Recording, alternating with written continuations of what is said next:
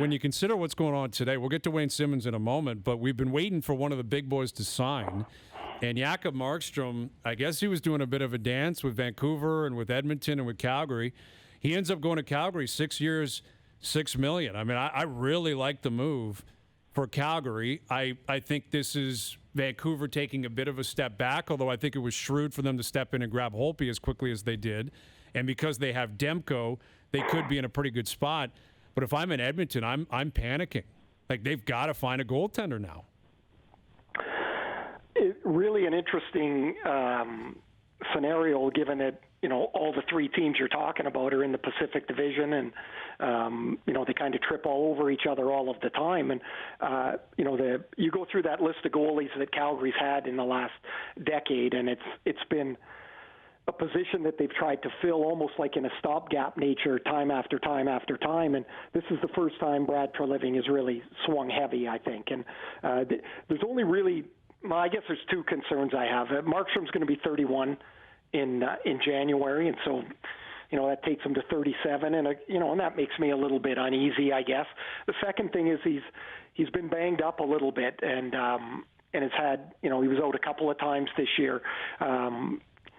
I think the guy's an unreal goalie. Noodles, I don't know where you rank him. For me, he's in the top 10 in the league. Yeah. And he's really everybody seems to get to the peak of their career at a different time. But to me, Markstrom's just at the beginning of his peak. I like this for Calgary. For Vancouver, I'm fine with Holtby and Demko. I mean, they weren't going to go 6 years, $6 million, and so they had to go somewhere else. And 2 years, 4.3, I think gives them a pretty good spot of comfort, with Demko then growing into being their number one guy. I agree. I think there was a soft landing to get Holtby, because Holtby, I still believe, has game left, and he hasn't played well the last couple of years. But if you actually dig into some of the numbers on Washington, like, they're a team that hasn't really focused on D very much. So, and a lot like Vancouver. So he may not be out of his comfort zone there, but I think Ian Clark is going to be able to help him a lot too. A lot of it was made when Mitch Korn left Washington, and Holtby, I think technically his game suffered. And you get a goaltender coach who is elite, and that's what Ian Clark is. I think he may get Braden Holtby back to a point where you're getting some really good goaltending from him, and he'll be able to mentor a guy like Demko. And the other thing I believe is that there's no trade protection, so you can expose him to Seattle if Demko pushes through as your number one. So I think losing Markstrom is a big thing, but it's a soft landing because you've got a nice tandem there with Holtby and Demko if he continues to grow, because Holtby will be your safety blanket sitting there if Demko falters. And Noodles, to your point about the goalie coach, don't forget when Markstrom came from Florida, all kinds of holes in his game. Pucks went through him quite frequently. He got beat over the glove a lot for a 6'6" guy. You're like, damn, he can't catch. He can't stop the puck in the top of the net. And Clark helped rein him in a little bit, bring him back tighter into the net. And I think Ian Clark's been a big factor in Markstrom's improvement. And now he's going to have to work with Holtby to try and tighten him back up again. That leaves us with Edmonton.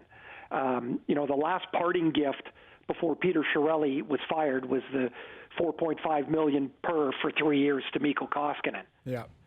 And so where are you going to go in goal if you've already got the $4.5 million? That's why Markstrom didn't quite make sense to me unless they had a deal worked out to move Koskinen. Is there somebody at $2 or $2.5 million that can fit in there? Edmonton doesn't have a lot of cap space. No, and they need forwards too. I mean, this is a tight little box that Ken Holland's got to work in. Yeah, I think he may have to acquire. Now, he has some young prospects that he might be able to work with, especially on the back end. I don't know if he's in on Tyson Barrie, if he's in guys like that. But I just think he may have to acquire a goaltender now, whether it's Mrazek, whether it's Elvis from Columbus, or it's a guy like Kemper from Arizona. These teams, especially Arizona, is looking to recoup picks and prospects. Like, you might have to find some sort of sweet deal to get a guy in a tandem situation with Koskinen. Koskinen's numbers weren't bad last year. It's just he's not a starter. So you need somebody who can take 35 games off them. And look who you're fighting with in that division, right? So you got Vancouver, who I think Edmonton, Vancouver, and Calgary are in a similar bubble. You know, people might suggest Vancouver's a bit ahead. Maybe you can make the suggestion Edmonton is simply because of the 2 stars they have up front. Yeah. And Calgary had a bit of a down year, but 2 years ago, I think they had the most points in the Western Conference. Right. And then you got Vegas, who if Vegas signs Petrangelo to add to the, stockpile that they already have, you're chasing, man. Yeah. Like you could be chasing. And what do you make of this Petrangelo stuff, Ray? Where it's been reported, Dreg's reporting that the Leafs and Vegas are kicking tires on him, or at least had a conversation. I guess from a Maple Leaf standpoint, how can you make sense of all this? If Petrangelo finds a way to sign in Toronto, things are going to have to happen.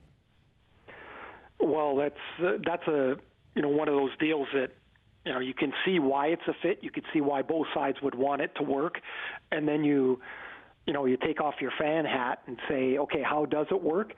And you're like, there's a problem, right? Like, where are you going to go? And so if you get Petrangelo at $9 million or whatever it's going to be, and then you add him to the 4 forwards, you get $50 million in 5 players, or just short of it.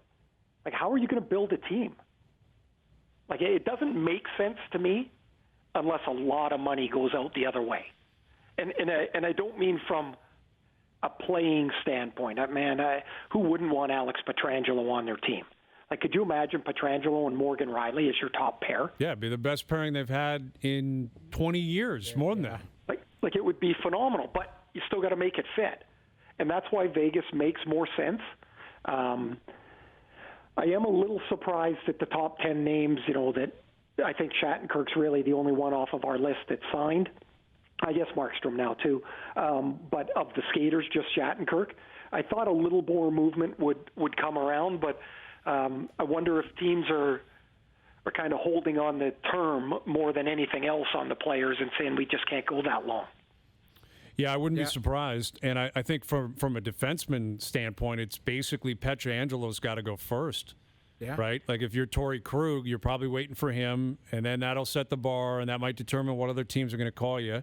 And even if you've got other defensemen who do not fit that mold, like Chris Tanev is not Petrangelo, is not a Torrey Krug. Right. But Tanev might be sitting there thinking, I kind of have to wait, because if Vegas swings and misses, maybe they'll come call me, or Toronto for that matter.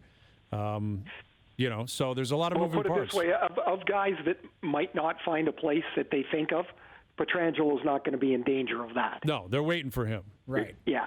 But one thing here to keep in mind, I know we always talk about, it's a free agency day, and of course it's so different than trade deadline day where there's an actual deadline. But there's 100 guys that aren't signed.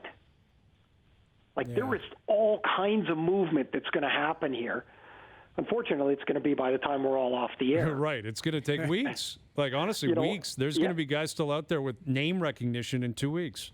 Yep. Oh, guaranteed there's going to be. And those guys, all of a sudden, this is where they and their agent have to really put on a realistic view of what's going on. Because it's one thing to say, I want 4 years and $4 million, and the offers you're getting are 2 years and $3 million. Right. Well, you better get to the realistic side of things pretty quick before you get squeezed out on that, and then you've got a 1-year deal at 2.5, because that's going to happen to some players. There's no question.